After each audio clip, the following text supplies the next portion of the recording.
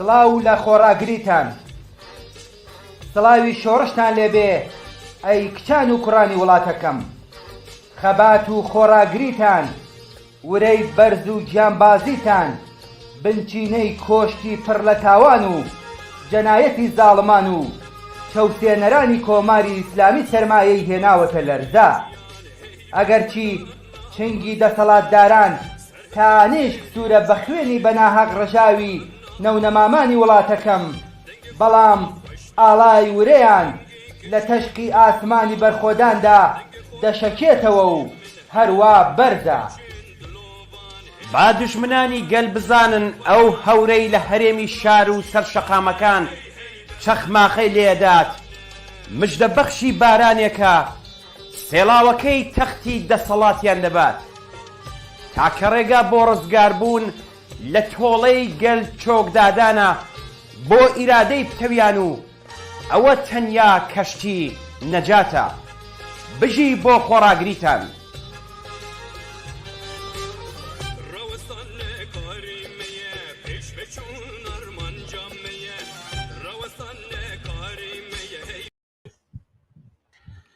بەڵێ سڵاوتان لەبێت بینەرانی خۆشەویستی تەلەڤیزیۆنی کۆمەڵە،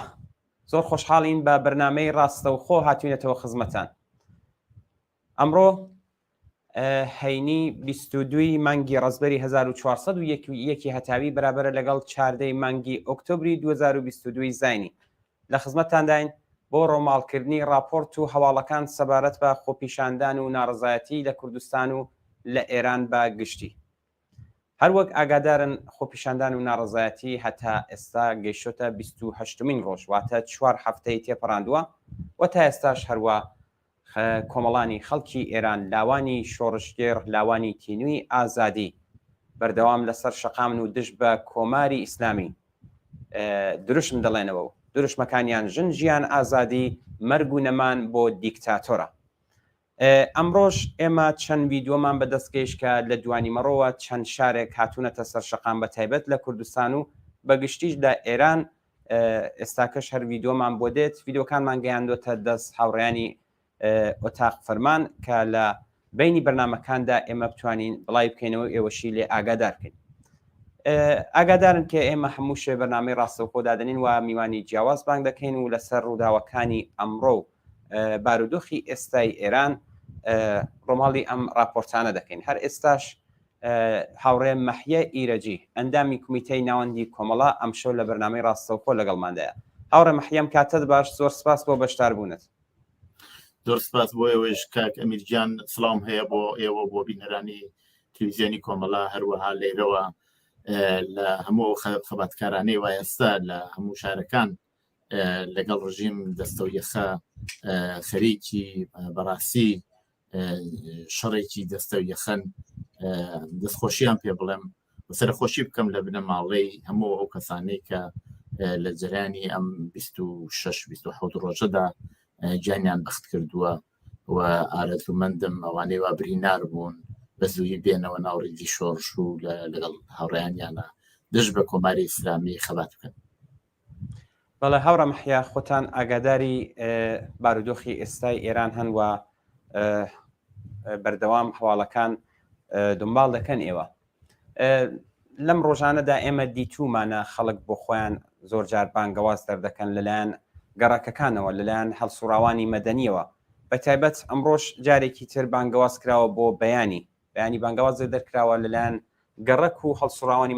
مەدەنیەوە کە سبەینێ خۆپیشاندان و ناڕزایەتی لە تەواوی سەرتاسەری ئێران و دەرەوەی وڵاتیش ئەم بانگەوازە قرارە بەڕێوە بن. ئەگەر دەکرێت سەرەتا لێدوانێکی کورتان لەسەر ئەم چەند ڕۆژەی کە تێپەڕیوە دیتان کە جارێکی تر مانگرتن لە کوردستان زۆر بە ڕێکوپێکی بەڕێوەچووە، چەند شارێکی ئێرانیشی لە خۆ گرتەوە. لێدوانێکی کورتان لەسەرەوە بێت، دواتریش پێمان بڵێ کە ئایا لە دەرەوەی وڵات سبەینێ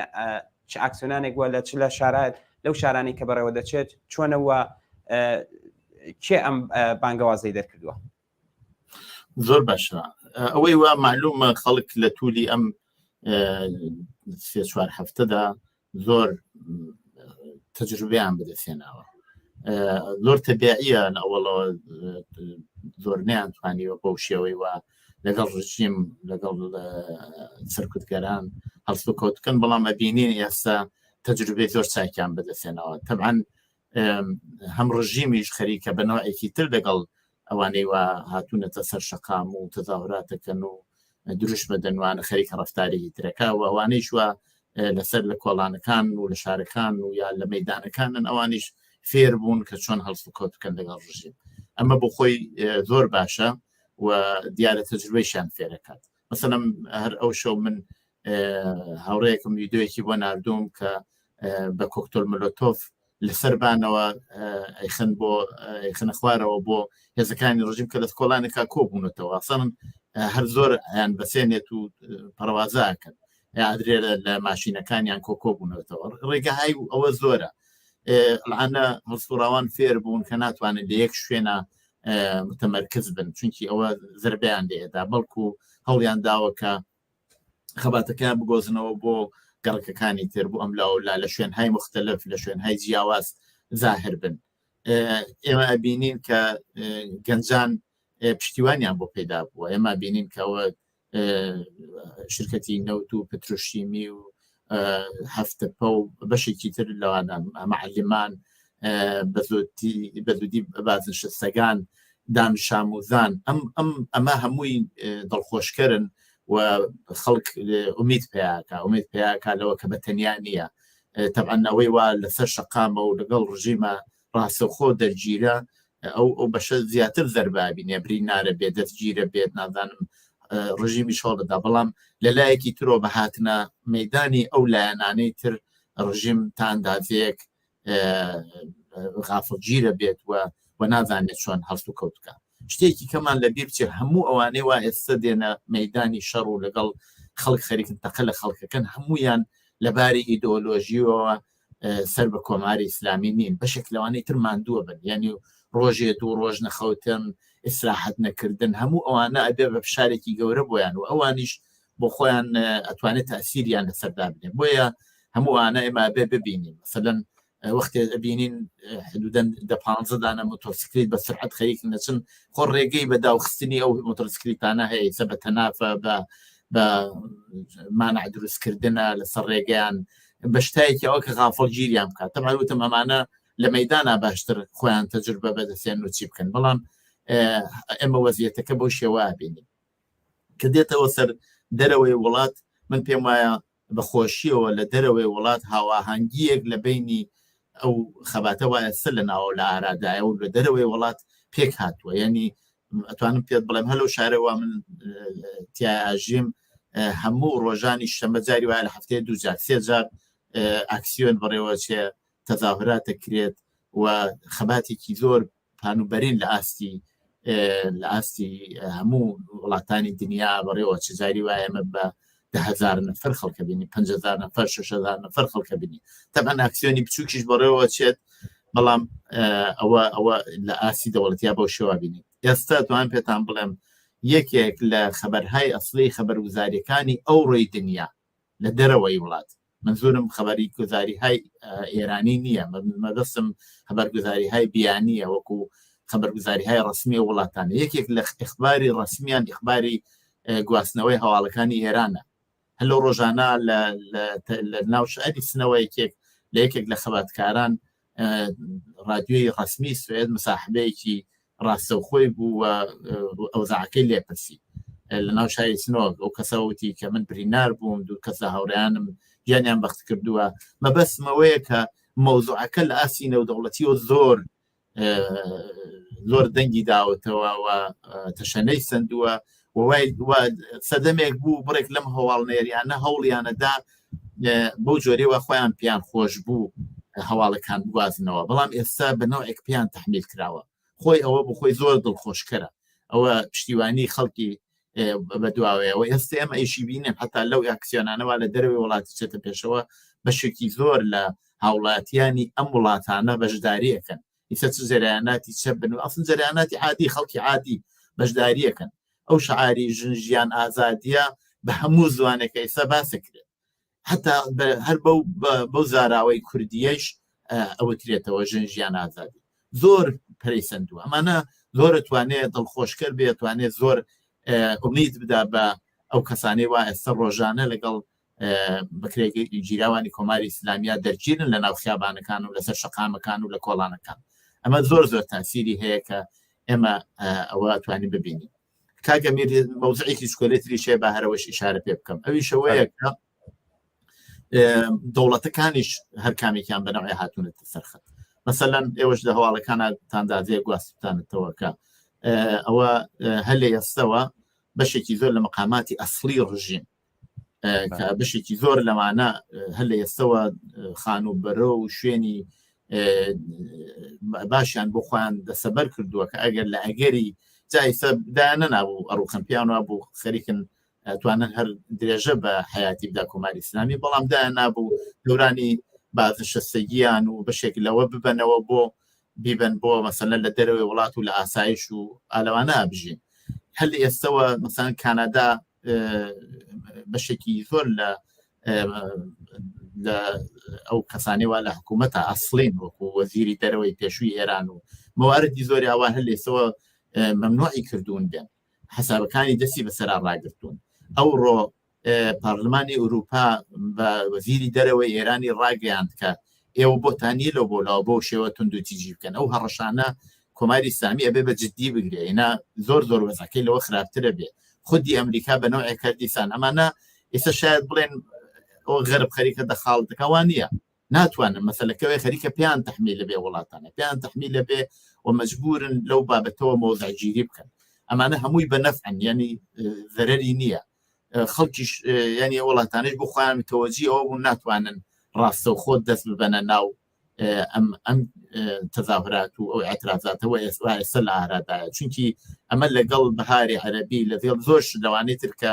و وڵاتانە هێزیانە نردوو ڕاستە و خۆ دەخاڵەتیانەکە زۆر فەرقی هەیە زۆر فەرقی هەیە بۆیە کە جیاوازە ناتوانانی وەکو یەک چای لێ بکەین هەموو ئەمانە ئومید بەخشن و ئەتوانێت ئومید بدا بەو خەڵکەی وایە لەسەر شەقامن و خەباتەکە. بەڵێ هاوڕێ مەحیا هەر ئێستاش هاوڕێ ئەدیب و تەندروست ئەندامی کوێتی ناوەندی کۆمەڵا هاتۆتە سەرخەت پێمان باشە ئەویش لەگەڵمان بێ و بەشداری قسە و باسەکە بێ هاوڕێ ئەدیب ئەم کاتت باش سپاس بۆ بەشداربوونتان سپاس بۆ تۆ کاکە میر و سپاس بۆ میوانەکەتان کاک مەحیا هاوڕێ مەحیا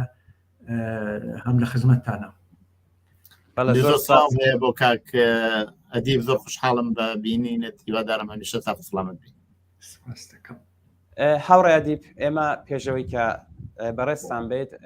هاوڕێ مەحیا لێدوانێکی لەسەر بارودۆخی ئێستای ئێران و ئەم چەند ڕۆژە کە خۆپیشاندان و ناڕزایەتی هەتا ئێستا بەردەوام بۆ لێدوانێکی کرد پێمان باشە ئێمەش ئەم پرسیارە لە جەنابەت بکەین ئاگاداری وەزعەکە هەی دیارە بوبانیش بانگەوازێک لەلایەن گەڕەکەکان و هەڵسوڕاوانی مەدەنی و بۆ ئەوەی کە بانی خۆپیشاندان و ناڕزایەتی لە سەراسەری ئێران بەرەو پێش بچێت تا ئێستا ئەم مانگرتنە بە تایبەت لە کوردستان کە سنەتێکی جێکەوتووە تالان چەند جارێک مانگرتن بەڕێوە چووە بە فراخانی یەک دوو جار لە شوڕای هاوانگی ڕێکخراوی سنفی فەرەنگیان بووە دەفەی ئاخریش لەلایەن گەڕەک و هەڵسوڕاوانی مەدەنی بووە کوردستان ئەمە سنەتەی جێخستووەوە بە خۆشیشەوە خەریکە پەرە دەستێنێ بۆ سەراسەری ئێران لێدوانتان چییە لەسەر ئەم دۆخەیە سادە؟ کاک ئەمیرگیان سەرەتا ڕێگان بدە هەزاران سڵاو بنێرم بۆ گیانی پاکی ئەو گیان بەخ کردوانە لە سەراسەری ئێران بە کوردستانیشەوە کە لە ڕۆژانی ئەخیرە لەم نزیک بە یەک مانگەی ئەخیرە لە مبارزاتێکی زۆر دلێرانە و بوێرانە بە دەستی خاڵی لە بەرامبەر ڕژیمێکی جەنایەتکاری وەکو کۆماری ئیسلامی سینەیان سپەر کردووەوە دروشمی ژن ژیان ئازادی و مەرگ بەر دیکتاتۆر و جمهوری ئیسلامیمان ناوێت و ئەو دروشمانە ئەڵێنەوە هەروەها سەری ڕێزدا ئەنەوێنم بۆ بنەماڵەی بەڕێزی گشت ئەو ئازیزانە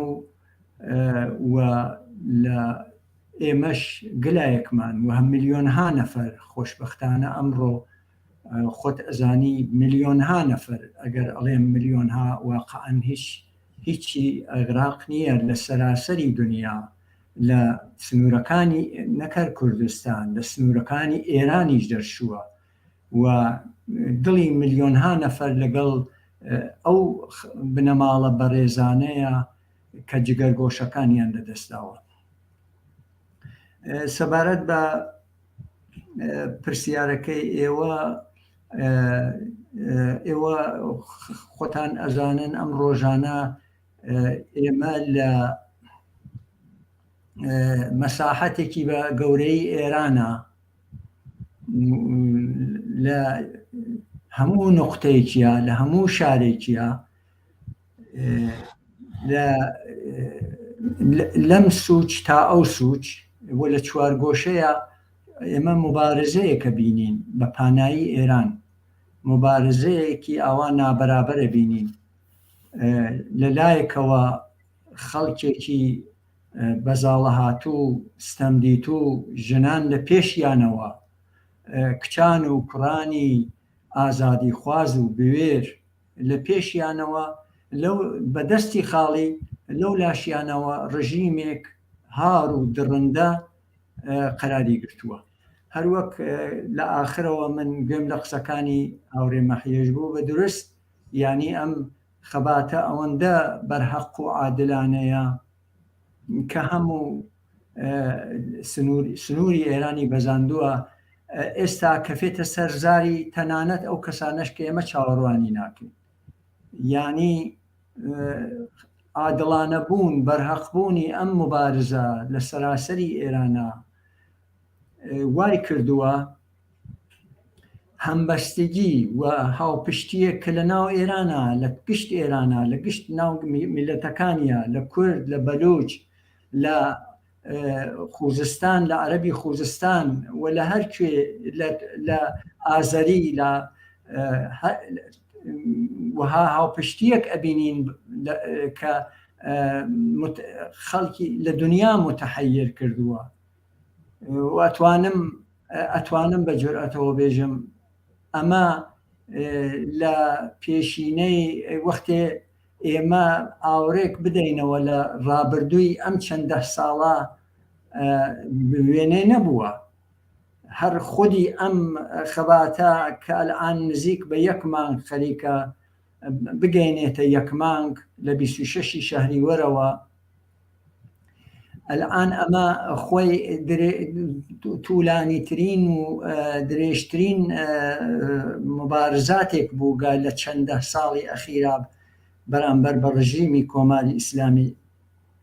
بە ئەنجام گەیشتووە بە جۆرێک کە ئێمە ئەزانین ئەتوانین بێژین ڕژیمی کۆماری ئیسلامی تووشی گەورەترین قەیرانی دەورانی حیاتی خۆی بوو بێگومان هەروەک لە ئەخبارەکەشە ئێوە هەم مرەتەب بەدەستخۆشانە لێتان مرەتەب ئەخباری ڕۆژ بڵاوەکەنەوە ئەگەیێتە دەرەوە بەسەر ڕای ئەوە ڕژیم ئینتەرنەتی یا بە تەواوی قەت کردووە یا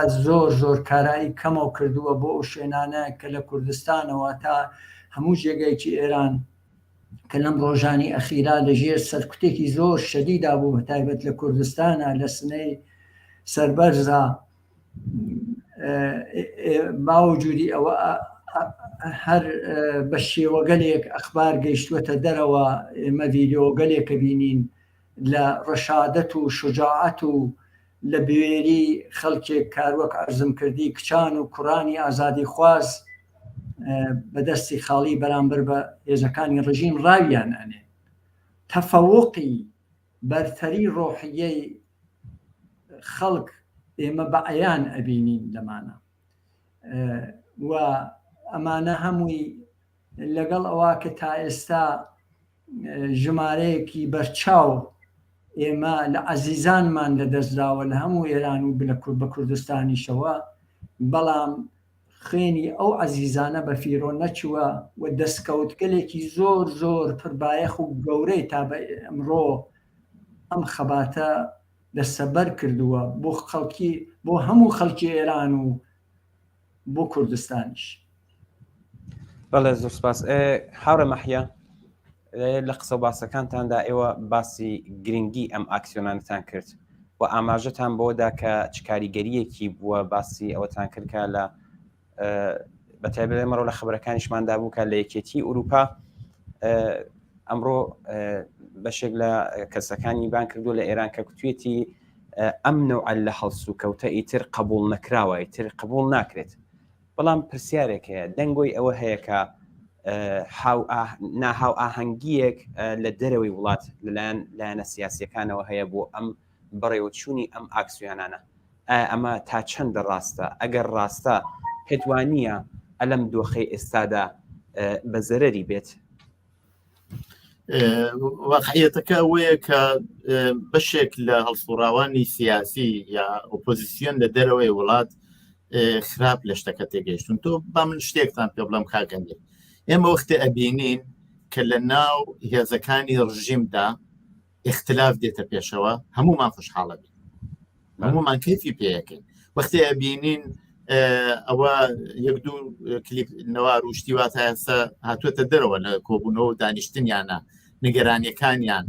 لە ئاعتراز بە یەکتر ئەویان خەتاوی ترەگرێ. ئەمە چنێت تەئسیر لەسەر ئێمە، ڕیزی ئێمەدانێەوە، ئەوە ئێمە زۆر کەیفی پێەکەین، پێمان وایە دوشمنمان خەریکە کە لێنەکەوێتە بینیان، اختلافەکەوێتە بینیان و متقابڵان وەختێ دشمنیش بزانێ لەگەڵ لە بینی هێزە سیاسیەکانە ناهاواهەنگی هەیە، ئەو کاری بێ کۆ ناکرێت، تەنانەویش پێی خۆشە بێ هەوڵی شەدا پەرێ پێ بدات. بەداخەوە بڕێک لە هێزەکان پیان وایە ئەوڕۆ ڕۆژی یەکسەریکردنەوەی مبارزی ئیدۆلۆژیکیانە، بە سوورەتێکە ئەوە توانێت زۆر بەزەرە بێ. هەم من ئەلبەتە کاکە دیب تەمەنی لە من زیاترە، بەڵام هەردووکمان قیامی ساڵی 57مان لە بیرە.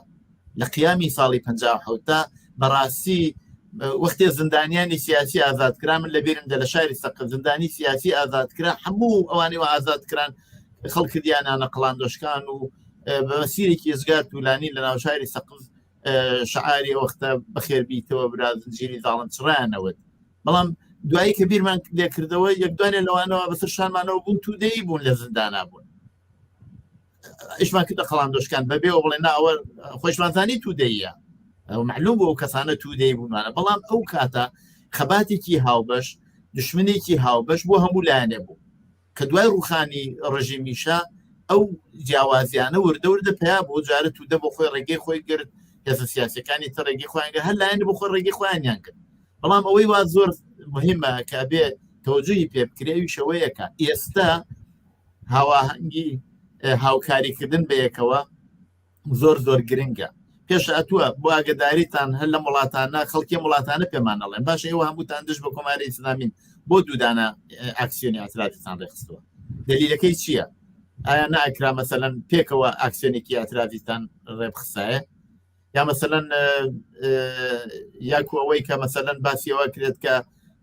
جاری وایە لە ناو خودی ئاکسیۆنەکە نەوع شعاری دژ بە یەک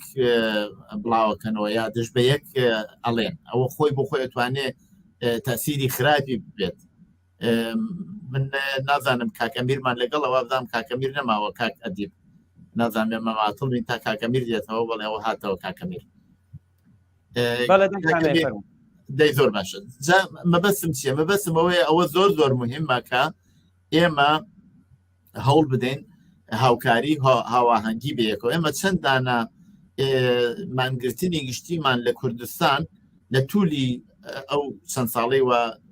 لە خەبات بە دژی کۆماری ئیسلامیان بەیەکەوە سەرکەوتوانە بردوێتە پێشەوە، لە شوانەی سید قادرەوە بگرە لە مەهاباتەوە هەتا تحریمی انتخابات، هەتا بۆمبارانی مەقەڕاتی حیزبی دموکرات و ئەعدامی و چەند لاوەوا لە ئێران کرا. هەموو ئەوانە نمونەهایەکی زۆر زۆر گرنگن کە هاواهەنگی هاودەنگی بەیەکۆبوون توانی تەسیرێکی زۆر زۆر تەسیرێکی مهمی ببێ بۆ سەرکەوتنی ئەو ئاعتسابە. تۆ تەسەوریەوە کە ئەوە بەجیاواز کرایە بە دوو ڕۆژ هەرێکی ڕۆژێکی ڕابگەندایە هەر ڕۆژە سعاتێکی دووتایە چەندە ئیتوانی تاسیری خراپی بێت ئەو ئێستەی شەرەوەیە ئێستش ئەگەر ئێمە ببینین لە دوو شوێن لە شارێکە لە وڵاتێکە لە دوو شوێن سێ شوێن لە هەمزەمان لە یەک شارە اعترازی ناڕەدایەتی بەرامبەر بەو وەزیەتی ئێرانە ڕووەدا بەرپا بێت خۆ بتوانێت ئەو فکرە بە مشکی هەموو کەسێکا و خەڵکی وڵاتیش بێت کە باشە بۆیە من هەر لێرەوە داواکەم لە هەموو لایەنە سیاسیەکان هەڵسوڕاوانی سیاسی هەڵسوڕاوانی تاکە کەس کە بۆ خۆیان بەشداریان زۆر گرنگ بووە لەو خەباتا کە هەوڵ بدەین پێکەوە بسازین پێکەوە بتوانین هاواهنگ بین هیچ کێشە نیە بە هەموو کەر کەسێ پەرچەمی خۆی بێرێ هیچ کێشە نیە بە هەست کەسە شعاری خۆی بدات بەڵام شعاری من مطمئنم شعاری مشترک هەیە من ئەزانم شعاری مشترکی هەروانەوە ئێستا ئێمە چەند نمونەیەکمان باس کرد هەیە بەڵام ئەوە توانێت هێزێکی گەورەی ئێمە پیشان بدا دژ بە کۆماری ئیسلامی ئەوەندەی من ئاگدارم ئێستا هیچ کە بەیانی لە بەشێکی زۆر لە وڵاتەکان ئەکسیۆنی ئاعترازی بەڕێوەچێت بەڵام هەروەها دەنگۆیەوە هەیە کە ئاعترازاتێکی زۆر بەرینتر لەوە لە ئاستی هەموو وڵاتانی دەرەوە لە ئەمریکا و کانادا و بگرە هەتا ئەوروپا و شوێنەکانی تر بەڕێوە چێکە ئەتوانم بڵێم بەشێک لە بەڕێوەبەرانی خودی خەڵکی ئەو وڵاتانن کە لە کاناڵهای ئەو ڕۆژیەوە خەریکن هاندەری ئەوە بن و تەوانێ مەش بەشداریەکەین و باشەوەیە کە هەموو لایەنە بەشداری بکەوت و بەو شێوە بچێتە پێشەوە ئەو نکتەیەکی مهمە کە ئێمە حتممە نەبێ بیبێنە پێشەوە و تەوەجوی پێ بکەین بۆ ئەو یەکڕیزیە ڕابگرین جا دوایی کێشەهای ئیدئۆلۆژیک و اختلافات و شتمان بدابنین بۆ دوایی ئێستا ئەتوانین ئێمە پیشان بدەین کە دوا ڕۆژ چۆن لەگەڵ یەک ڕەفتارەکەین ئێستا ئەگەر قەول وابێ ئەم لایەنێکی تر حەزبکە بەیانی ڕۆژ لەناو کۆمەلگادا تووشی کێشە ئەبین بۆ حەزبی یەکتر و ئەوە خراپە و هیچ کە دشمنمان زۆر دڵخۆشە بێبی بەڵام لە لایەکی تریشەوە ناتوانێت ئەو ئومیدە بۆ خەڵکە داوا لەسەر خیابان هاتوون خەریکن خەبات دەکەن ئێمە ئەبێ زۆر متەمەندنانە مۆدەرن و بە شێوەیەکی زۆر پێشکەوتوو لەگەڵ یەک ڕەفتار بکەین قەیناکە بیر و بۆچوونی جیاوازمان هەیە بەڵام ئەتوانین بۆ شێوە کار بکەین کە من پێم وایە حتممەنیش سەرکەوتووە بین بەڵێ هاوڕێ دیب ئێمە دەزانین کە کوردستان هەم بۆ مانگرتن هەم بۆ خۆپیشاندان سنەتی خۆی هەیە ینی چۆتە قۆناغی ڕێخستن ئایا پێت وایە ئەم بزوتنەوەی ئێستای ئێران ئەم ئاخێزەی کە ئێستا لە ئێراندا لە ئارەدایە چۆتە قۆناغی ڕێخستن ینی بەگشتی وەکو سەراسەری ئەگەر بتانەوێت لە دوانتان بێت کاک ئەمیر خۆت باش ئەزانی کە هیچ مبارزەیەک و نەتەنها هی ئەم دەورانەی ئەخیرین ئەم یەک مانگە خەباتی پێشووتر لە چه کرێکاران چه معلمان چه کامیۆنداران چه پەرستاران چه ژینگە پارێزان هیچ کامی بێ ڕێکخراو نەبووە یعنی منتیقەن ناکرێت هیچ مبارزەیەک بەبێ نوعێک جۆرێک لە ڕێکخراوبوون بچێتە پێش و ئێمە خۆت باش ئەزانی کە خەباتێکی زۆر پانوبەرین و ئەتوانم بڵێم بە پانای گشت ئێران لە ساڵانی ڕابردووە ئێمە بوومانە بۆ نمونە مەسەلەن خەباتی کرێکاری نەبراو بووە لە کۆمەلگای ئێرانە و زۆر جار ئەمەمان باس کردووە یەکێ لە هۆیەکانی کە کۆمەلگای یا خەباتی ژنان بۆ نمونە مەسەلەن ئێمە لە لابردنی حەجاب هەر پێش ئەم جەریانی گیانبەختکردنی ژینا مەحسای جوانەمەرگ کە ئەم ئاخێزە جەماوەریەی لێ ساز بوو ئەم خەباتە سەراسەریە لێ ساز بوو ئێمە لە فرەجێگا خەباتی ژنانمان بینیوە هەروەک باسم کرد خەباتی باقی چین و توێژەکانمان بینیوە باسی کرێکارانم کرد وتمان و بە درستەمان وت ئەماوەند یەکێک لە هۆیەکانی زیندوو بوونی کۆمەلگای ئێران خەباتی بێپسانەوەی کرێکاران بووە وەلەو ئەزانین بڵاو ئەوە زۆر جار مەسەلەن لە جێگەیەک دەستی پێکردووە ئەو دامرکیاسە و یان بە هەرحاڵ کۆتایی پێ هاتووە بە جۆرێک بە بەعزێ لە دەستکەوتەکانیان گەیشتوون بەڵام ئیدامەی نەبووە لە شوێنێکتر دەستی پێکردووە خلاصە مەبەستم ئەوەیە ڕێکخراوبوون ئێمە بە سیمای هەموو ئەو مبارزاتەوە ئەبینین و لە جواری لە پەیوەند لەگەڵ پرسیارە دیاریکراوەکەی ئێوە بەڵێ بێگومان ئەگەر بەو مەرجە کە ئەو مەرجە من پێم وابێ بە دەرەجەیەکی زۆر ئێستا دابینە کراوە و ئەتوانین دڵنیابین لەوەی کە هەروەک باسم کرد لە قسەکانی پێشومە ئەم مبارزە ئان نزیک بە خەریکە یەک مانگ بەرەو یەک مانگ ئەچێت توولانی ترین مبارزە بووە هەموو ڕاستیەکان ئەوەمان پێڵێ هەموو ئەخباری ڕۆژمەڕە ئەوەمان پێڵێت کە ئەم ئاگرە نەکوژاوەتەوە ئاگری ئازادی خوازی لە دڵ لاوانی شۆڕژگێڕی سەراسەری ئێران و لە کوردستانەوە کە ئەم ئاخێزە چەخماخەکەی لە کوردستان لێدرا بە مەرگی ژینا خەڵکی شاری سەقز خەڵکی شاری سنا خەڵکی شارەکانی تری کوردستان و بە شوێنیە جوابی ئەرینی و مەحکەم و سەرتاسەری لە ئێران گرتەوە ئەمە بەڕێی من ئیدامەدارە بێت کە ئەمە ئیدامەدار بوو ئەو زەمینە ئەو بەستێنە خۆشەکات بۆ ئەوەی کە هەروەک ئێستا لە ڕۆژانی ئەخیرا ئەلان پێنجمین و شەشمین ڕۆژە لە ئەوەی کە کرێکارانی پێترۆشیمی لە ئوستانی بوشێر ئەسەلویە و هەروەها هی ئابادان و باقی بەشەکانی تر پێیان ناوەتە مانگرتنێکی گەورە و شکۆدار ئیدامەدارە بەردەوامە کەسیان لێگیراوە بەڵام بەردەوامن ڕێک خواستەکەشیان ئەوە بووە هەروە خۆتان باشەزانن ئەوان هەرچەند خواستی سنفیان هەمویان هەیە لەوانە پاشکەوتن و دواکەوتنی هەختەستەکانیان بەڵام ئەمڕۆ بەخواستی ئەوە کە ڕوو بە حکوومەت سەرکوت ئەبێ کۆتایی پێبێت ئەگینا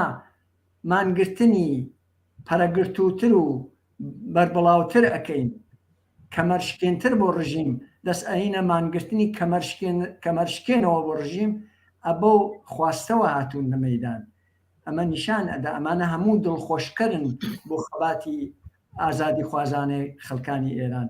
بە بڕوای من مەبەستم ئەوەیە کە من بەڵێ پێم وایە ئەگەر ئەم خەباتە بەردەوامە کە ئێمە ئەی بینین ئەگەر ئەوە بەردەوام بێ هەر ئەلان ئێمە وابزانم لە قسەکان خۆتان نابوو لە سەراسەر ئێرانە گەنجەکان لە تارانە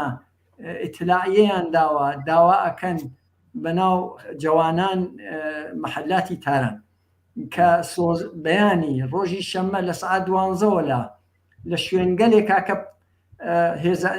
سەرکوتکەرەکان و ئەمنیەتیەکان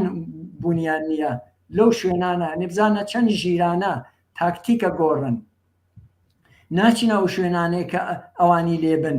ئەچنە شوێنێک لەوێ ئەم تەنورە گەرم ڕدەگرن ئەمانە هەموو جوابێک ئەرینیە بە پرسیارەکە ئێوە کە من خۆشببینم زۆر گەشتبینم بەوەی کە بەڵێ پێ ئەنێتە بەردەوامبوونی ئەم خەباتە زەرورەتەکەی وا ئەخوازێ کە دەمڕاست و ڕێبەرانی ئەم بزوتنەوە بە پانایی ئێران کە ئینسانگەلێکی بوێر و شجاعن کە ئەبێ دەرسیان لێ فێربین ئەوانە ڕێکخراون بەنەوەیەک هەروەک ئیشارەم پێکرد باشترین نمونەی هەرەوەی تڵایەسەکان خۆتان ئیشارەتان پێکرد هەم ئەیبینین لە هەموو ڕەسانەکانە ڕەسانەهایە گەورەی دنیا بڵاو یەکەنەوە بۆیان کارگەیشتوێتە ئەو ڕادەیە ئەوان بڵاو یەکەنەوە بۆیان کەس بەیانیش شەممە سعاتی 12 بڕۆن درشم بڵێنەوە ئەم تەنورە وەک ئەرزم کرد گەرم ڕابگرن کەوابێ من پێم وایە بەڵێ پێ ئەنینە قۆناغی پێمان ناوە یعنی ئەتانم ئەوە بڵێم کە پێمان ناوەتە قۆناغی ڕێکخستن و ڕێکخراوبوون و بەردەوامبوونی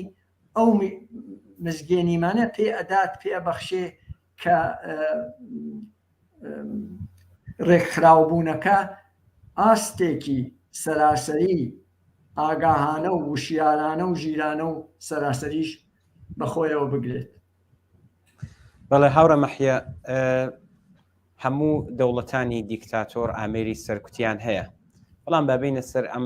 سەرکوتە بێڕەحمانەی کە لە ئێران بەداخەوە ئێستا لە ئێران لە ئارادا ئەمڕۆ لە هەواڵەکاندا بوو کە باڵای 20 منداڵ لەم ئاخێزە سەراسەریەدا کە 28مین ڕۆژی خۆی تێپەڕاندووە باڵای 20 منداڵ گیانیان لەدەستاوە. ئەم سەرکوتەش ینی ئەو سەرکوتکردنەی لە ناوچەکانی مەسەنەن جیاوازشە مەسەنە دەبین لە زۆر جێگادا سەرکوتەکەی شەدیدە مەسەنم وەکو نمونە بڵین لە کوردستان و لە زاهیدان لە ناوچەکانی دیکە دەبینی کەمترە. کۆماری ئیسلامی تاکەی دەیەوێت بەم سەرکوتە بەرامبەر بە ڕاپەڕێنی گەلانی ئێران بوەستێت دەبێت چی بکرێت ئەم سەرکوتە نەمێنێت؟ پێم وایە کاکە دیب بڕێک لە قسەکانی ئاشارێ پێکرد خەڵک تاکتیکەکان فێر بووە هەوڵەدا لەو شوێنانەی وە زەربەپەزیرە کەمتر خۆی پیشان بدات و ئەچێتە شوێنهایە کە دشمن لەوێ کزە لەوێ زەربە زیاتر ئەخوات ئەوە لە توولی ئەو خەباتە فێریە بن و تەبعاً ئێمە بینین کاچێتە پێشەوە بەڵام ئێمە ئەوەش بزانین کە کۆماری ئیسلامی ئەویش خۆ هەروە دانە نیشتووە دەستقاتە سەر دەست و هەوڵەدا بە نەوەیەک ئەو خەباتە بێدەنگ بکات و هیچ ڕێگەیەکیشی بۆ نییە هیچ ڕێگەیەکی نییە بۆەوە غیرەزەوەی کە بەنەوە ئەبیێت توندی تیژەکان زیاتر بکات بۆ ئێمە بێ ئەوە هەوڵ بدەین کە نیێڵین زیانەکانمان ببێ بۆیە تاکتیکی مانگرتن و هەروەها لەسەر شەقام بوون ئەبێ ئاوێتە یەک بکرێت ئێمە ناتوانین هەموو خەباتەکانمان هەمیشە بێنین لەسەر شەقام چونکی ئەزانین زەربەر ئەبینین بەڵام ئەگەر لە هەمان کاتدا کە خەریکین لەسەر شەقام هەراسمان بە دەوڵەت و بە هێزەکانیان هەڵاوردووە لەلایەکی تریشەوە توانیت بە مانگرتنی گشتی بە نەچوونە سەرکارەکان من هەر لە هەواڵەکانە بیستم کە ئێستا خەریکن بەشێک لە کامیۆنداران خەریکن مانگرتنەکەن ئەو ئەتوانێت ئەو ڕژیمە بخاتە ئەو پەڕی کێشەوە بەڕاستی تۆ تەسەوری ئەوە بکە کە شتومەک هاتوچوو نەکرێت لە تەریقی ئەو کامیۆنانەوە نەوت و سوخت و شتیوە هاتوچوو نەکرێت بەشێکی زۆر لە کەرەسەکان نەکردن چ ئەتوانێت زەربەیەکی گەورە بدات لە ڕژیم و ڕژیم ناتوانێت چێ دانە بەدانە ئەم کامیۆندارانە بێرێت و بیانێرێتە سەرکارەکە یا ئەوە ئیمکان پەزیر نییە بۆی بۆیە زۆر ڕێگە هەیە ئەوە ئەبێ ئاوەتێ بکرێەوە خەڵکیش خەریکن فێری ئەوە بن بۆیە ئەمە ئەبینین زۆر جار مانگرتنی گشتیەکە لە شارە بە شارەکان بۆوانە بووە سەراسەری ئێران بگرێتەوە شارێک کردوویەتی شارێکی کە نەی کردووە و ئەوە توانێت بەم شێوە تاڵعانە ئیدامە پێیا بکە تەمان ئەمەش هەر دیسان ئێمە تەجربەمان کردووە لە قیامی 56 ئەو ڕۆتە تقریبان هەر بۆ شێوە چۆ پێشەوە هەر بۆ شێوە گەنجان دانشاموزان دوای وردەوە دەپەرستاران ئەم جارە بەشێکی زۆر لە ئەوانەی وا کاری خەدەماتیەکەن کاریگەرانی شارەداری ئۆتۆبوسڕانان هەموو ئەوانە ئەتوانن مترۆ ئێستا هەموو ئەوانە ئەتوانن بەنەوەیەک پشتیوانی ئەو خەباتە بنوا لەسەر شەقامە چونکی خەباتی سەر شەقام نابێ بخەوێت و خەڵکی شەوازانن یعنی وان نییە کە خەڵکچنە ماڵەوە بڵێن ئەوەی تەحتیلەکەن ئەوە هەر بەردەوام ئەبێت بەڵام لەلایەکی ترەوە گەر پشتیوانی خەباتی عمومی لە پشت نەبێ ناتوانێت سەرکەوتوو بێت ئشارەتان بە کوشتنی منداڵان کرد کۆماری ئیسلامی ڕەحم بە هیچ کەسێک ناکە لە توولی ژیانیا کۆماری ئیسلامی لە شەڕی ئێران و عێراقا بەشێکی زۆر لەوانەی وە لە پێشەوەی شەڕەوەی بردن بەسەر مینا ئەیدانن بە کوشت هەر منداڵان بوون ئەوە تاریخ لەو بابەتوە هێزگار زۆرە بەشێکی زۆر لە فاتمیون کە لە شەڕی سووریە بەکارهێنا منداڵی مەهاجری ئەفغانستان بوون کە لە ئێران لە دەستی تاڵەبان هەڵات بوون یا لە دەستی ئەو شەرایەتی ئەفغانستانە هەڵات بوون ئەچوو لە سووریە و لە لوبنان لە شوێنەکانی ترێدان بەکوشت یعنی کۆماری ئیسلامی لەو بابەتەوە ڕەحم ناکات بەڵام ئەمەش ئەبێ ئەمە لەو بابەتەوە زۆر وریابین یعنی هەوڵ بدەین کە زیانەکانمان کەم بکەینەوە دانشاموزان بە تەنیا خۆیان نتوانن زەربەپەزیر بن بەڵام با مامۆسایانیشیان لەگەڵا بێت با بەشەکانی تریشیان لەگەڵا بێت بە دایک و باوکەکانیشیانیان لەگەڵا بێت وانە بێ ئەو منداڵە کە ڕۆژی ئەوڵ لە دایک بووە لە دەرسەکەیەوە خوێندویەتی سەرکوتیتیا بووە بە ڕسم و بە ئەکس و بە هێنایانەتە مەدانی شارەکان لە بەرچاویانە خەڵکیان هەڵواسیوە بێزارە لە وڵاتە هەر ئەو منداڵە دەسڕەسی بە ئینترنێت هەیە دنیای خۆش و دنیای باشی دنیای ئەبینێ ئەزانێ کە ژیانی خۆشتریش هەیە کە وەکو ئێران نییە وەکوەوە نێوازەبوو ئیسلامی خوێتی بۆیە اعتراض دەکات دێتە سەر شەقام و ئەوێ ئەو ژیانە بگۆڕێت بەڵام ئەو تەبعاً زۆر کەم تەجروبەیە منداڵێکی 12 ساڵە 13 ساڵە تەجروبەیەکی وای نییە بۆیە زۆر پێویستە مامۆستایان بتوان ڕێنوێنیان بکەن مامۆسایان لە پشتیان بن دایک و باوکەکانیان لە پشتیان بن ڕێنوێنیان بکەن من متمەینم ئەو منداڵانەی شەتوانن ئێمە شەر کاتی خۆیان 17 ساڵ 18 ساڵ 17 ساڵمان بۆ کاتی خۆی بە دەورانی قیامە گازی ئەشکاور و هەموو شتێکمان نەکرد هەر ئەو کاتە هاوکلاسی ئێمە بوو کە بەداخەوکەوتە بەرگولەی پاسەوانانی ڕژیمیشا گیانی بەختکەرەوە کاتێش یعنی منزورمێ ئەمە بەشێکە لە خەبات بەڵام ئێمە بێت تەجروبە وەربگرین و هەوڵ بدەین ئەو زیانانەکەم بکەینەوە بەڵێ هاوڕێ دیپ خۆتان ئاگادارن لە دەستپێکی ئەم ناڕزایەتیانەدا بەرەبەرە کە ئێستا زیاتریش بووە دیتومانە پاڵپشتی هونەرمەندان و کەسایەتیە ناودارەکانی ئێرانی و بگرە زۆر لە دەروی وڵاتیش پاڵپشتی ئەم ئاخێزی کە ئێستا لە ئێراندا بووە کردویانە چەندە گرینگە ئەمە کە ئەم پاڵپشتی هەروە بەردەوام بێت و پەرەشی پێبستێنێت و کاریگەریەکانی چی دەبێت بۆ بەرەو پێشچوونی ئەم ناڕزایەتیانی ئێستاێرە هاوڕێ ئەمیر بەڕاستی زۆر تەسیری هەیە و زۆریش تەسیری بووە تا لە حەزە ئەنی هەروانەیە کە ئێوە باستان کرد ئەمە نیشانەی ینی بەرهەقبوون و عادلانەبوونی ئەو خەباتاگەێنێ و ئەمە ئەو ڕاستیە خاتە بەرچاو ئەوانەی کە بە جۆرێک لە جۆرەکان هیچ تا نەهاتوونەتە ناو مبارزەکە بۆ واقعیەتێکە ئەمڕۆ کۆمەڵانی خەڵک هەموو هێزەکان و نیروەکەی خۆیان نەهێناوە هەرچەند ئێمە هەنگاو بە هەنگاو لە ماوەیەکی کەمە هەروەک خۆشتان ئیشارەتان پێکرد خەباتەکە بەردەوام بووە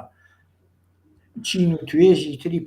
پەیوەست بوون ئێستا هەر لەئان لە قسەکانە ئیشارەمان کرد خەبەرەکان وەختێ بە شوێن یا ئەچین هەر ئەوەمان پێ ئەڵێ کە ئەتوانم بڵێم نهر ڕۆژ بە ڕۆژ ساعت بە ساعت ئەلان من پێم وایە هەموو کەسێک کە ئەم نەکەر لە ئێران لە دەرەوەی ئێران ئەوانەی کە ئازادی خوازەکانی گشت کە لە دەرەوەن بە غەیری ئێرانیش ئەوەی کە علاقمەندە ئەوەی کە مەوزوعی ژن ژیان ئازادی مەوزوعی ئەم مبارزە حەقانیەت و بەرهەقبوونی پێگەیشتووە تاقیبی دەکات ساعت بە ساعت کە بەم جۆرە ئێمە شاهدی مبارزەیەکی بەردەوامی بێوێنە لە نوعی خۆیان بە تایبەتمەندی گەل خۆیەوە بە پانوبەرینی خۆیەوە و بە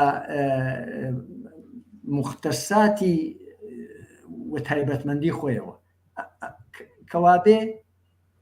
ئێمە شاهدی ئەوە ئەبین کە هەر لە بەرێکەوە لە ئاستی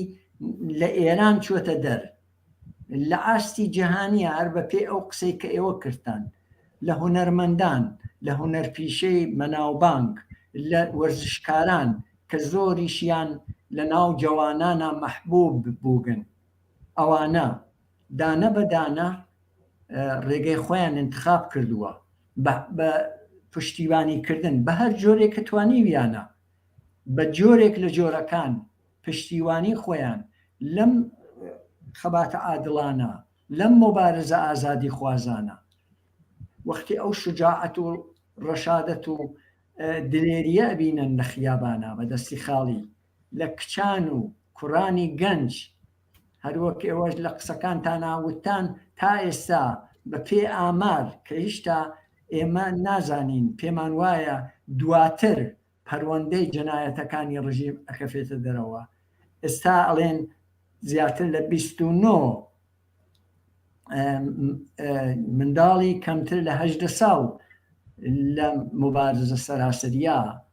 لە هەموو ئێران بە گولەی یا بە گولەی ڕاستەوخۆ یا بە توندوتیژی بێوێنە لە بین چوون چەند نەفەریان کچن کە ناوەکانیان خۆتان نەیزانن وەکوونی کاشاکەرەمی ئەگەر ناوەکەی وەکو سارینا و ئەوانە ئێوە سەیری بکەن ئەمانە وای کردووە کە شخصیت هایەک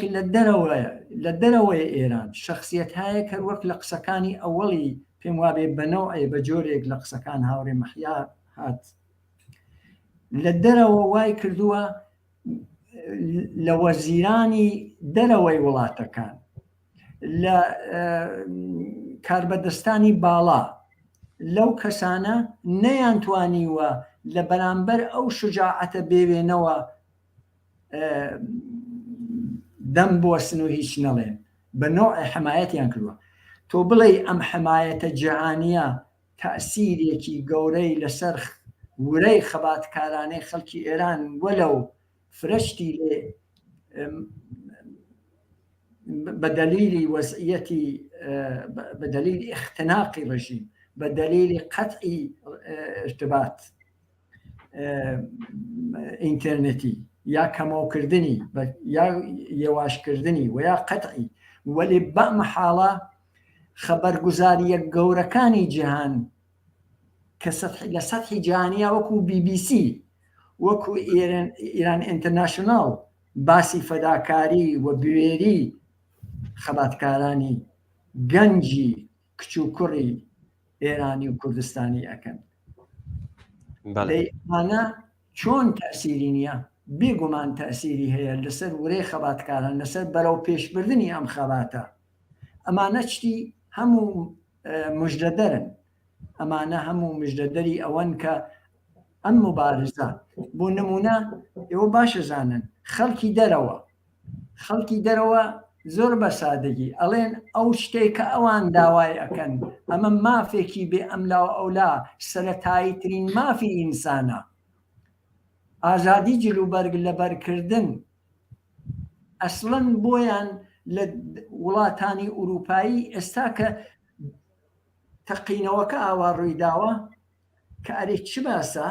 لە ئێران چ باسە وەختێ دێنە سەر ئەوەی ژینا مەحسا ئەمینی جوانەمەرگ لەسەر ئەوەی کە کەمێک تاڵی مووی قژی سەری بەدەرەوە بووە لەسەر ئەوە ئەزیەت کراوە گیراوە و شەهید کراوە گیانی بەخت کردووە قابلی دەرک نییە بۆیان وە بە جۆرێک گشتیان هەڵویست ئەگرن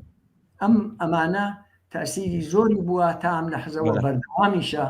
و هەر ئەم لەژێر تەئسیری بیرروڕای گشتی خەڵکی ئازادی خواز و خەڵکی مافخوازی جەهانە دەوڵەتەکانیش کە هەمیشە مەنافعی اقتصادی و خەریک چورتکە داخستنن و تا بەعزێکیان هەتا ئاخرین لەحزە لە ستەمکار دەست هەڵناگرن بەڵام ئەوانیشی مەجبور کردووە ئەوەی کە دوێنێ دەستی ئەدا لەگەڵ سەیری بکەن ئەوەی کە یەکی وەک ماکرۆن ڕئیس جمهوری فەڕەنسا دەوڵەتێکی گەورەی ئوروپایی وەکو فەڕەنسا کە تا دوێنێ دەستی ئەدا لەگەڵ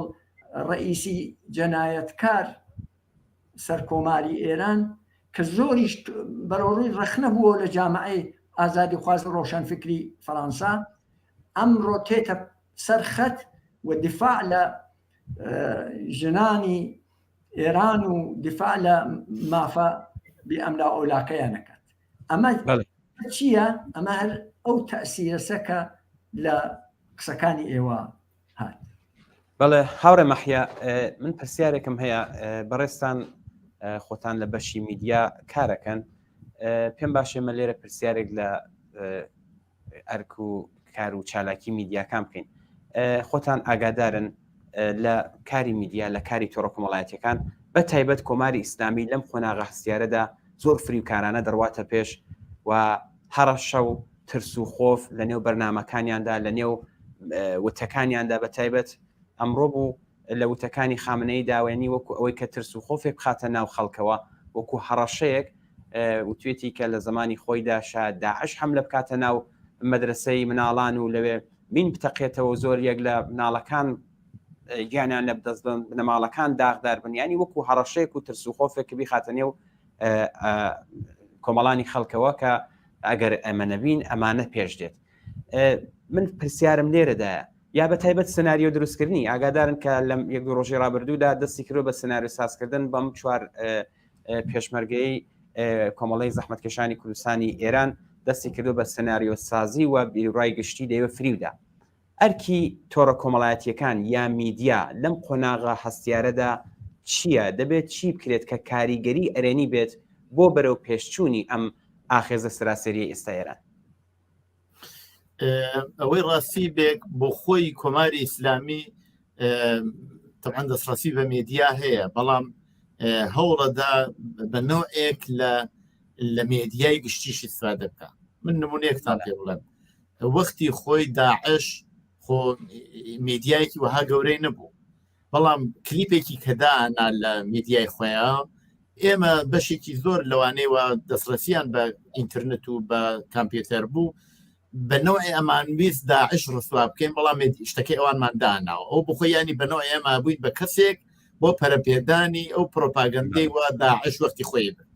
بۆیە وریابوون لەم بابەتەوە زۆر زۆر مهمە. کۆماری ئیسلامی ئێوێ خەڵک بەنەوە ئێشتەکانی ئەو بڵاو بکەنەوە و ئەو دڵە ڕاوکێ ئەو خۆفە و ئەوێ لە دڵی خەڵکا دروستیکە لە ڕێگەی ئێمەوە بیباتە پێشەوە. خۆی کاناڵی خۆی هەیە، بەڵام ئەزانێ هەریەک لە ئێمە چەندانە هاوڕێ 2000 هاوڕێمان لە تۆڕە کۆمەڵایەتەکانە هەیە، بە دانانی هەر کلیپێکی کۆماری ئیسلامی ئەتوانین ببین بەنەوەیەک لە شتێکە کۆمارە ئیسلامی، یعنی پەرە بدەین بۆ شێوە کۆماری ئیسلامیەکە. لەو بابەتەوە پێم وایە بێ زۆر زۆر وریابین. ئێمە نابێ ببین بە لایەنێ لە بڵاوکردنەوەی ئەو شتانەوە کۆماری ئیسلامیانە دیکە. ئەو کلیپەی وە ئێستا ئێوە ئاماژەتان پێکرد زۆر بە دقت سناریۆکەی داڕژاوە، زۆر زۆر بە دقت. هەچ کەسدا بنیشە چاوی لێ بکات ئەتوانێت تەشخیصی بدا کە چەندێک درۆ و دەلەسەیتیایە. کاتی خۆی وتی ئەوە لەسەر سنووری ورمێ گیراون، ئێستا لە ناو ئیسفەهان گیراون، یعنی زۆر درۆیتیایە. بۆیە ئەمە بەسمەوەیە کە شتێک تاقیب بکات بە دوای شتێکەوە. یەک لەو بابەتەوە ئێوێت بەنەوە ئێک ئەو هێرشە بۆ سەر هێزە سیاسیەکانی کوردستانتان دادێ مەقبولیەتی پێبدا، قانونیەتی پێبدا، بڵێ ئاوایان کردو ئێمە شەق خۆمانەکەینەوە. بەشێکی ئەوەیە، بەشێکی ئەوەیە دیسان خەڵک ناوەمێت بکات. ئێمە هەموو ئەزانین ئەو کەسانە لەژێر شکەنجا هاتوون ئەو قسانیان کرا، هەموو شتەکانیان بۆ نووسراوە، چۆنە کراوە بە دقت هەموو قسەکانیان وەکو یەک وایە، کۆڵێک شت باسەکەن لە ماوەیەکی زۆر کورتا خۆم مانگێکە شتێکی وایە گیراون. بەو شێوەیە ئەو سناریۆیان بۆ داژەوە. بۆیە ئەمە مەسەلەیەکی زۆر زۆر مهمە کە ئێمە لە تۆڕە کۆمەڵایەتیەکان یا فەیک نیوز مەسا هەڵ بدەین کە ئیخبارێک کە زۆر سیقەمان لەسەری نییە، پێمان وان نییە ڕاستە بەرنەبینە بڵاوکردنەوەکەی، زانی زارە چەندێ حەقانیەتی ئەو خەبەرە چەندێ دروستە جا وەختە بەربینە بڵاوکردنەوەی خەبەرێک شتێکی یا بەسوێتە. زۆر مهمە کە ئێمە دقت بکەین لەو بابەتانە. هەر مەوزەع گیریەکی ئێمە لەسەر تۆڕە کۆمەڵایەتیەکان بتوانێت تاسیری مثبت و منفیشی ببێت. بۆیە دقتکردن بە تاک کەس ئەمە مەسئولیەتێکی حزبی نییە، ئەمە مەسئولیەتی تاک کەسە. ئەو کەسەوە لە پشتدا کامپیوتەرەکەی دانیژێ ئەبێ بیر لەوە بکاتەوە ئەو تێکسەوە نووسێ چ تەئسیرێکی ئەبێ لەسەر خەڵک، لەسەر ئەو شۆڕژەوە ئێستا لە ئاڕادایە. بۆیە زۆر مهمە کە لەو بابەتەوە دقت بکرێت. ئەو مەسەلەیشە کۆماری ئیسلامی لەو بابەتەوە زۆر لەو تیپەکارانەی زۆر کردووە. درۆ و دەلەسەی کردووە و بنەوە ئێوێ فەزای ناو جامعە بخاتە فەزایەکی ترس و خۆف بە تۆری واقعی ئێستەی ئەم شۆڕشە ناکرێت لەگەڵ بەهاری عەرەبیا مقایسە بکرێت هەر نمونەیەکە هەیە لەو شۆڕشە بەشی مهمەکەی کە بەشێکی ڕێکخراوە حزبی سیاسی هەیە حزبی سیاسی بڕیارەدا خەڵک گوێچکەی پێدەن لە هیچێک لە وڵاتانی عەرەبی نەبوو وجودی کوردستان بخۆی شتێکی مثبەتە لەو شۆڕشە کە ئەتوانێ هەدایەتێکی دروست بکە بۆ پێشبردننی خودی ئەمە جیاوازیەکە کە هەیە ئەگەر لەوێ چەکدارانی نازام داعش و نسرە و زۆر یەکلەوانە بوو نەهاتن ئەبوون بە دەمڕاستی ئەو خەڵکەوە هاتبوون سەر شەقام لە سووریە و لە شوێنەکانی تریا ئەخوان مسلم لە مسر لەیرە هێزێکی ڕادیکاڵی قەوی بانفوز کە تاریخێکی زۆر مێژوویەکی زۆر زۆر نەخشینی هەیە لە خەبات دێت بڕیارەدا دێ بە خەڵکەڵێ چی بکەن و چی نەکەن تشخیصەدا کە چی بە زەرەرە چی بە قازانجە ئەو خۆی ئەوە زۆر مهمە ئەو خەڵکی وا ئێستا لەسەر شەقامن لە ئێران زۆر جیاوازن لەگەڵ بەقێ شوێنەکانی تر هەر پێش لەم شۆڕشە ڕۆژێک نەبووە لە ئێران کە مانگرتن نەبێت احتساب نەبێ اعتراض نەبێ لە کارگاکانی ئێران لە مەراکزی کرێکاری لە ئێران ئەوە ئێمە لە شوێنەکانی تر نبینی ئێمە لە پڕێ کابڵێسەیە کە بینین بە سووتاندنی کرێکارێک لە تونس دەست پێکات و ئەو ئاڵوگۆڕا بینیم بە دوایە لە سوورەتەکە ئەمە هەر بەردەوام بووە ئەمە شۆڕشێکی بەردەوام بووە کرد لە درێژەی 33 ساڵەی حکوومەتی کۆماری ئیسلامی ئیدامەی بووە ئەوە ئێستا خەریکی تەقینەوەکەین خەریکی بڵێسە سندنەکەین بۆیە جیاوازەکەیش لەوانە بینجێت فەزای ئێران حزبی سیاسی لە ئێران گەرایشاتی جۆرواجۆر کرێکاران و ئەگەر هەرچی بە شێوەی متشکل نەبوون کۆماری ئیسلامی ئیجازەی تەشەکلی پێ نەداون بەڵام ئەو خەباتی 43 ساڵان هەموو ئەمە ڕێگە خۆشکەرە بۆ ئەوەی کە ئێمە ئومیدوار بین کە ئەمەی وا لە ئێران ڕوادات ناتوانێت وەکو سووریە بێت ناتوانێت وەکو لیبی بێ و ناتوانێت وەکو شوێنێکی تر بێ و کۆماری ئیسلامیش ناتوانێت بە هەڕەشدا بێ ئەو کارە بکە یا بەنەوەیەکەوە بکات چونکی زۆر زوو دەستی ڕوە بێت و کارتانەی ئەکەوێتە بەرچاو بەڵێ ببورن من بەرنامەکەمان کاتی بەرنامەکەمان 3 دقی ماوە کە هاوڕێ ئەدیب ئەگەر بە کورتی بتانەوێ بڵند داهاتووی ئەم ئاخێزات چۆنە بینن فەرموون هەر لەم 3 دقیقا کە وتت فقط ئەگەر ڕێگان بدەیت شتێک لە ئیدامەی و قسانەی کاک مەحیا ئارسوو بەڵێ جمهوری ئیسلامی هەوڵی داوە و هەوڵیش ئەدا کە زەهنی هەم مردم لە ناوەوە هەم لە دەرەوە بۆ شتێکی تر بەرەو لارێکی تر کێشێت تەواوی ئەو هەوڵانەی بۆ ئەوەیە محاکمەی فەرمایشی وەک ئاورێ مەحیەش ئیشارە پێ کرد لە ژێر زۆر ئەشکەنجا یا ئەوانەی کە باس کرا و یا بۆمبارانی مەقەڕاتی حزبەکان لە دەرەوە